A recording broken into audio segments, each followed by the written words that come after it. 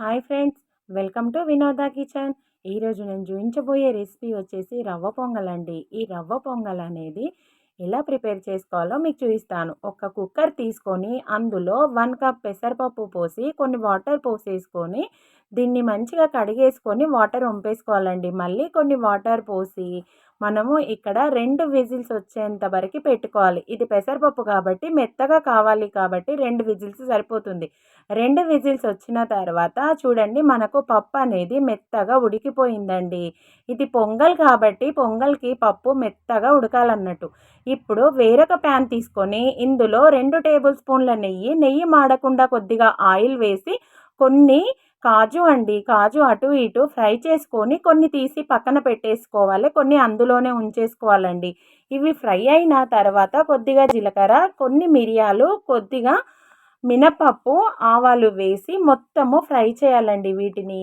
ఇవన్నీ ఫ్రై చేసిన తర్వాత ఒక 10-12 పచ్చిమిర్చి కట్ చేసినవి వేసి కొద్దిగా కరివేపాకు వేసి ఇవి కూడా ఫ్రై చేయాలి. ఇవి ఫ్రై అయిన తర్వాత చూడండి, ఇప్పుడు మనకి ఇవి ఫ్రై అయిన తర్వాత కొద్దిగా కొత్తిమీర కూడా వేయాలండి.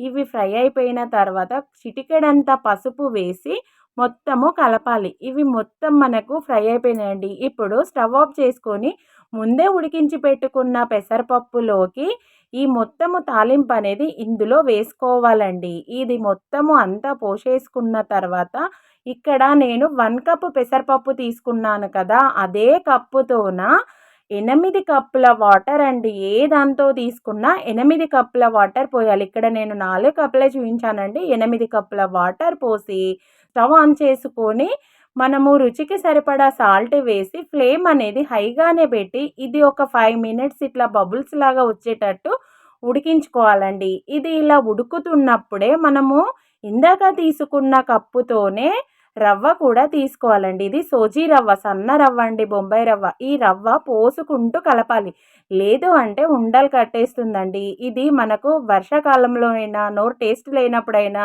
పిల్లలకి అయితే లిక్విడ్ ఫుడ్ లాగా చాలా బాగుంటుందండి. తొందరగా డైజెస్ట్ అయ్యే ఫుడ్ అన్నట్టు ఇది. ఇది చూడండి, ఇప్పుడు ఇలా ఉడుకుతున్నప్పుడు మనకు చల్లారిన తర్వాత గట్టిగా అయిందనుకోండి, అప్పుడు కొన్ని వాటర్ పోసి మళ్ళీ హీట్ చేసుకుంటే సరిపోతుంది అన్నట్టు.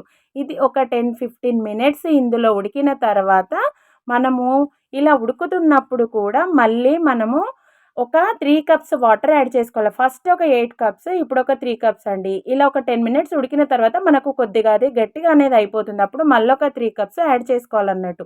ఇలా పోసిన తర్వాత కూడా ఒక 5 మినిట్స్ ఉడికించాలండి. చూడండి, ఇది మనకు లిక్విడ్ లాగానే అనిపిస్తుంది, కానీ తింటుంటే మాత్రము నెయ్యి, మిరియాల పొడి ఉంటుంది కదండి, చాలా టేస్టీగా ఉంటుంది అన్నట్టు. ఇప్పుడు నేను ఇక్కడ మిరియాల పొడి వేసానండి. ఒక 2-3 మినిట్స్ ముందు దింపేసే ముందు మిరియాల పొడి వేసి కొద్దిగా నెయ్యి వేసుకొని దీన్ని మనము సర్వ్ చేసుకుంటే చాలా టేస్టీగా ఉంటుందండి.